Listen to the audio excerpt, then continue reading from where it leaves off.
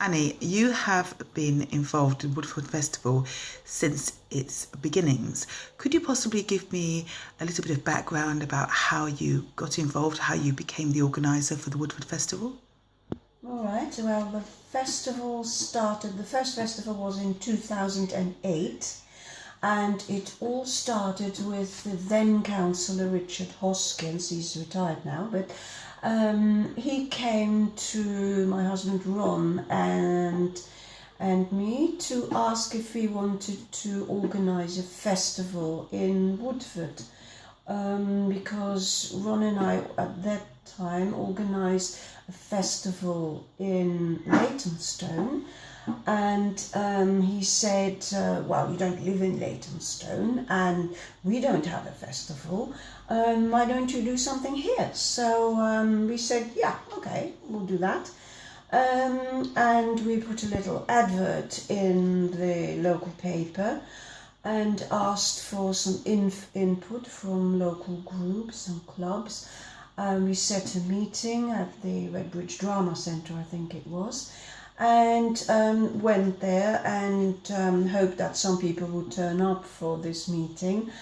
And we had a huge response. We in fact thought, oh, we're going to have a little weekend event, maybe on a Saturday or a Sunday with a few events. And lo and behold, we had quite a lot of people turn up for this meeting. There was really a lot of interest from local groups, and I didn't really know there were so many groups and clubs and associations in and around South Woodford who were interested to show their talent. And that's really what the Woodford Festival was about and still is about. It's a celebration of local talent.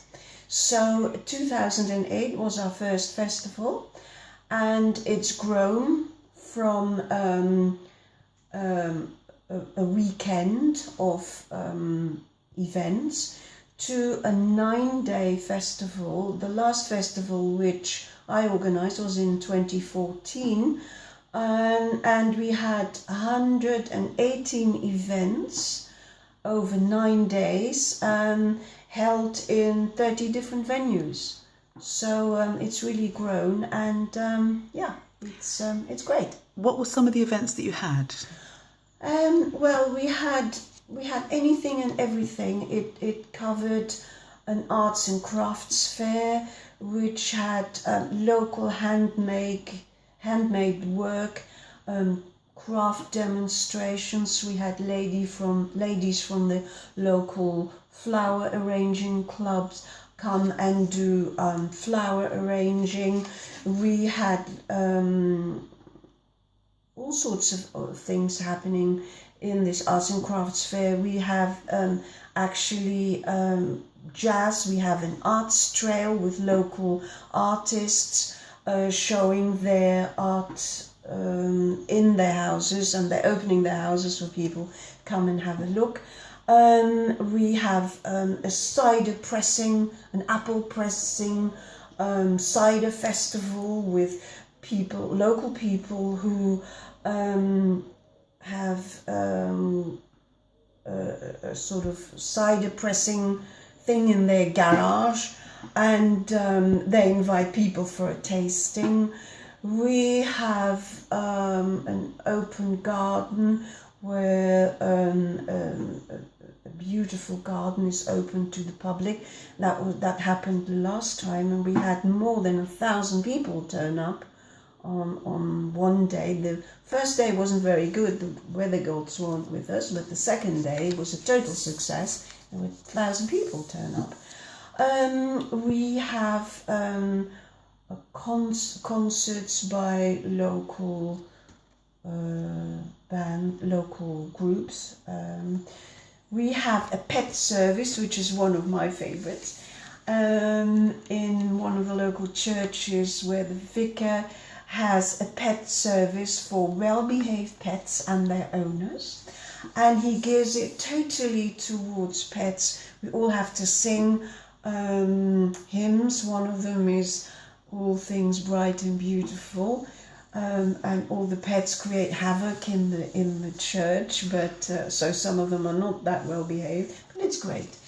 The local fire brigade do a community day, which is always very well received, and all the children can go and climb the fire engines, and last time they even had a police helicopter landing nearby on the grass, and they really pull out all the stops. And the nice thing is that they do this on a yearly basis now. We asked them to get involved some years ago, and they do it on the yearly basis, which is great.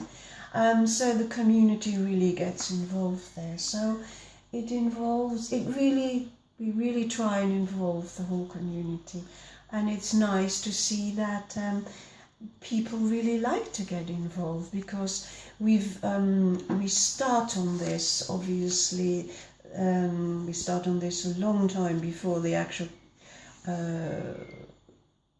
festival is held, which is always the first week in October.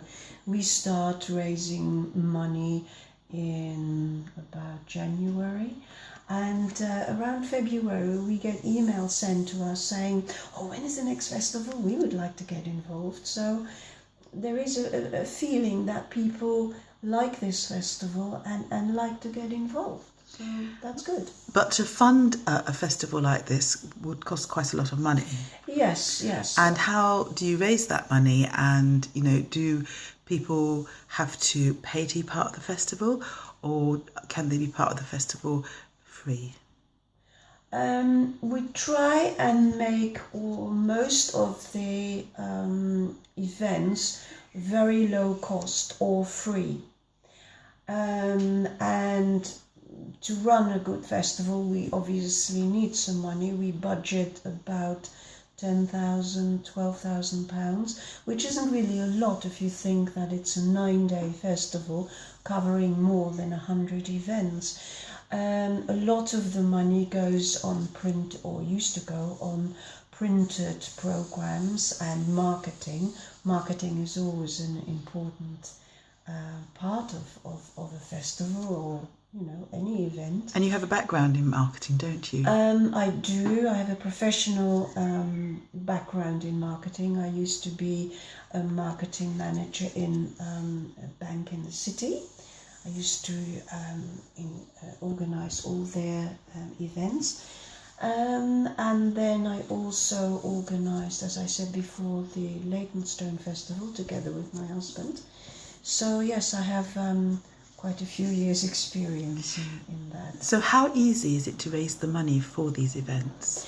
Obviously, raising money is not really that easy, but we've always been really supported by the London Borough of Redbridge. They've always been very supportive and given us quite a lot of money towards holding the festival. So we were always very grateful for their continuing support, and we got some money from other sources as well. Local businesses have given us some money as well, so that was good. That really is community, isn't it? When Yes. even local businesses, become involved in the projects. Yes. What are some of the problems you've faced putting the festival together? Well, it's always been quite difficult to get people to hand us all their details in time. Because, you start on a festival which is going to be held in October. You start on it basically in January with getting funding, etc., getting groups to let us know when they are holding events so they can be incorporated in the festival. But getting people to work on a specific time or towards a specific time, towards a cut-off date. That's always been a challenge. But we always got there, so. What has been has there been a particularly hairy moment at any point when you've been doing the festival? Has there been a moment when you've thought we're not going to get the money, or have you had something that's had to be cancelled literally at the last minute? Hairy moments. Well, one of the hairy moments, or continuing hairy moments, is the weather, because a lot of, some of our events, not a lot of them, but some of our events are outside events, outdoor events, especially on the launch day. We try and have some jazz bands or some open air events to focus people's mind on, hey, look, the Woodford Festival is starting, and we have these outside events. Like we have a jazz band, for instance, outside a shopping area where people are handing out brochures and leaflets to people, focusing their minds on the program of the Woodford Festival, which is starting that day. And I can remember the first time we did it in 2008, the weather gods weren't with us at all, and we had a torrential rainfall, and all the helpers were standing there totally drenched, trying to hand out leaflets to people who really weren't that interested. They was just holding up their umbrella and going. So, but I mean, we do live in England, so you always hope for good weather. But even if we were to hold our festival in July or August, it could rain. So that's really one of the things we always have to think about. Other hairy moments, well, there's always sort of things going on behind the scenes, last minute hiccups, which as a coordinator you try and rectify and make sure that most of the public don't really see them, and that it still, is all right on the night, as they say. And what do you like most about the ending of the festival?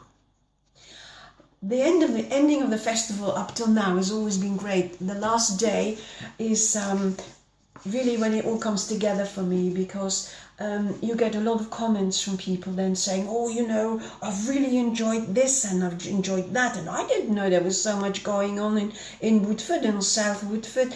And we have the last day we always have an end of festival celebration service, which is held in the ecumenical church, and that's always very great. It's for people of all faiths and none, and so different faiths come together in this ecumenical church at this service and either recite from their holy scriptures, Quran, whatever, and or sing a song, come together, do a little piece, and that's really a great celebration. That's always very nice. And then in the evening we have a party, an end of festival party for everybody who has contributed to the festival, and that's really where we all let our hair down and say, yes, we've done it. And that's always very great. And I know that you're supported by members of the community and the London Borough of Redbridge. Do you also get support from the local newspapers and the local magazines at all? Yes, the local newspapers have always been very supportive. I inundate them with press releases about every month, and then towards the starting date of the festival, it's more like every week, and I'm sure they think, oh my God, there she is again with another press release. But it's important that people get to know about this through media, through not just little leaflets and leaflets going through the door, or which they see hanging in local shops, but that the message gets through the other media, newspapers, Facebook, things like that. And yes, so the local media have been very supportive and always printed press releases and photographs also during the festival, we get photographers come to some events and report in their local newspapers. So that's always been really great. So really, when you say that it's a community event, it is really virtually every aspect of the community that's involved. I mean, from the London Borough of Redbridge through to the participants, through to the local papers who support, and this wonderful service at the end of the festival, where everybody, regardless of denominational faith, can attend, followed by this amazing party. Yes, absolutely. And a lot of events in between as well, because especially the weekends are always jam-packed, because the weekends, it's always run from one weekend to the end of the next weekend, so it's 9 days. And of course always the weekends are jam-packed, because that's when people are free, that's when most of the people are free, that's when most of the people can do things. And yes, there's always been a criticism, most of your events are at the weekend and they clash, and we want to go to all events. And yes, of course it's always a bit difficult, but who am I to say to people, no, you can't hold your event at the weekend? If there's enthusiasm from people who want to put on an event, we say, yes, please. And yes, if there are clashes, then, so be it. Now, I know that you have stepped down as the chair of Woodford Festival, but luckily, because I think some people thought that it might not continue, but luckily somebody else has taken over. So this year there is going to be another Woodford Festival. Oh yes, absolutely. We are going to have a festival. We have a great person who stepped in as festival coordinator. His name is Paul Holyfield, and he is a major in the Salvation Army, so he has a lot of experience in running events as well, and he's taken over as coordinator, and together with some other people he is now running the coordination, and I'm sure it's going to be a great festival again. But I know that you haven't completely broken your ties with the festival, because you are now the secretary, aren't you? Yes, that's right. I'm still doing the secretary. I'm still the secretary, and I'm still involved on the sidelines, and always will be involved in the sidelines, and will help as much as I can, because I live here and I want the Woodford Festival to succeed. And there's someone we haven't mentioned, and I really do think he should have a mention, and that's your husband, Ron, because I know that he really has supported you and, really done a lot of work on programs and printing and Facebook and social media, because he has a background in computers, doesn't he? Absolutely, absolutely. It was really Ron and I who were the joint coordinators of the Woodford Festival, and he, just like I, still take an interest in the Woodford Festival, because as I said, we both live here and we want the Woodford Festival to succeed, and we both still help on the sidelines and in the background, and we'll be doing so as long as we can. Thank you so much for your time. I really appreciate it. Pleasure.